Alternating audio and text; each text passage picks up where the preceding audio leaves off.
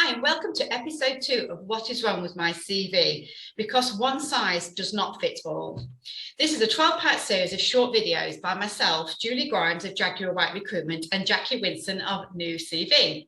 I run a recruitment consultancy and provide coaching in CV writing and interview techniques, and Jaqui writes CVs and LinkedIn profiles for job seekers. Together, we have 45 years experience in this industry, and we feel passionate about sharing our knowledge on how to build a powerful CV that gets you noticed. Videos will be available after a short while to look at and look back on, and our contact details will also be there on every post so that you can look at our social media and find out more about us. Welcome to episode 2. Today we are going to talk about the length of the CV, the presentation, which is very important, of the CV, and consistency, which we touched on last time, but will be a theme that runs through these whole of these conversations. Sure. So the first point of the length, which will include editing of the CV as well. So this is a controversial subject. Yes, I personally believe that 2 pages is a good size for a CV. But as we say in our title, one size does not fit all. You do need to adapt with the length of experience you have. You may need to decrease or you may need to increase. There are certainly ways we can help you do all of this, but two pages is a good size to keep a potential employer engaged in what you have to say. Well, what's your view on this, Jaqui? Well, my view is I agree largely. There are often exceptions. One example being somebody who does a project management role who would have a lot of roles to include, and it's a case of making a decision about how you feature that, i.e. putting each one in and giving details, or adding a section at the end on a separate sheet with more details. But also there's a country culture issue, which I know we've talked about separately, Julie, is that if you're, say, writing a CV for a US company, they expect the CV to be very much shorter, largely sort of one side, and it's more a list rather than a CV with the powerful language and keywords that we were talking about before.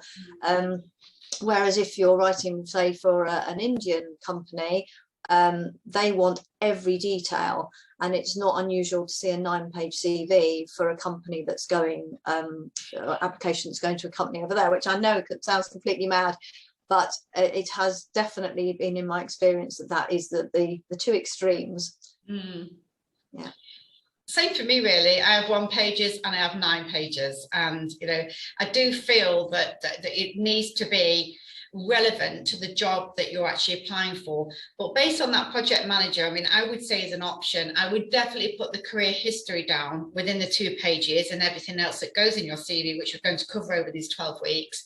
And projects could be on a separate page so that people can read in detail the actual content of the project. So it doesn't actually have to be in the CV. It's just an option.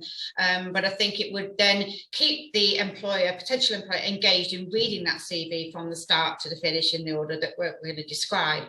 So yeah, for me, it's really, really important that it's engaging. I think that's the main thing.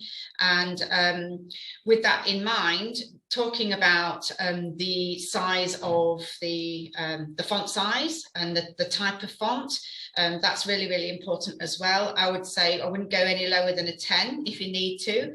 Go low, but 11 is quite a good one.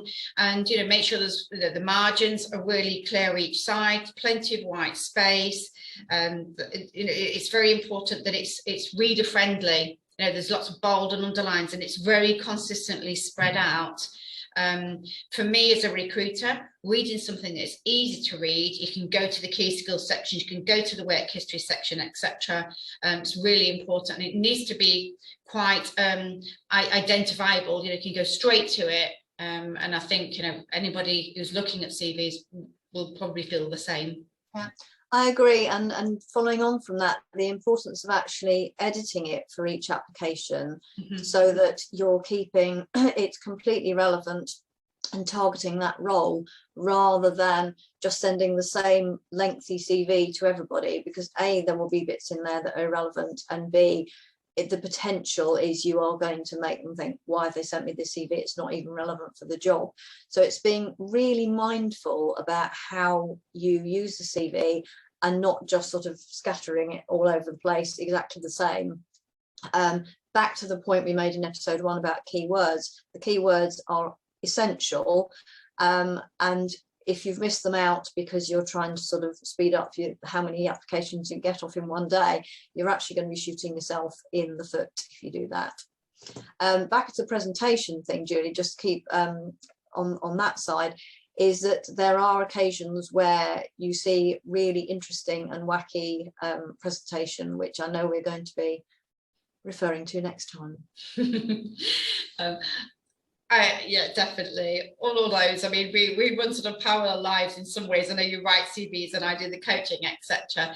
You know, but some of the things I've seen where people have cut and pasted paragraphs for each, you know, for each job. I mean, that's just, I'm really sorry, but that just seems very lazy. And really, I mean, have you done exactly the same thing in every job?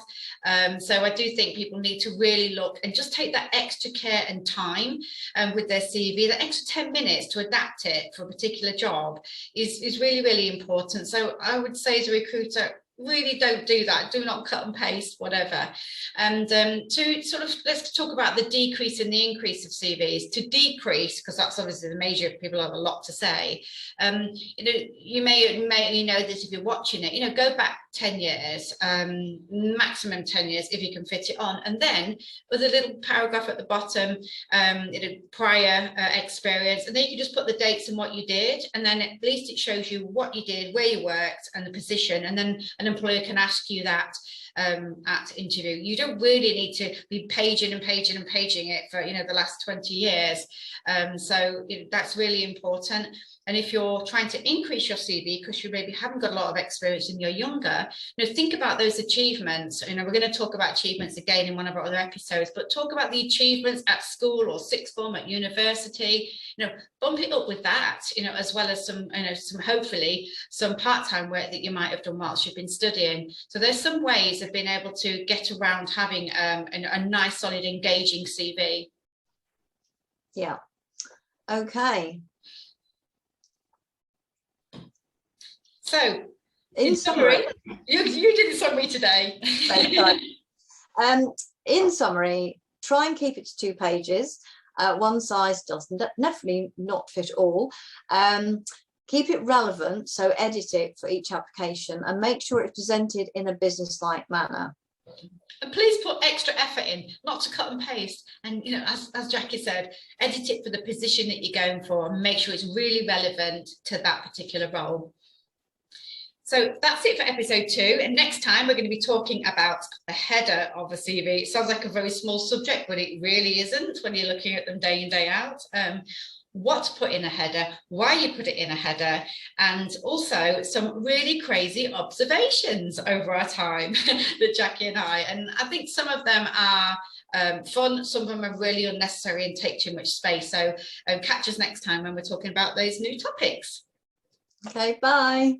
Bye, Jaqui. See you next time. Bye.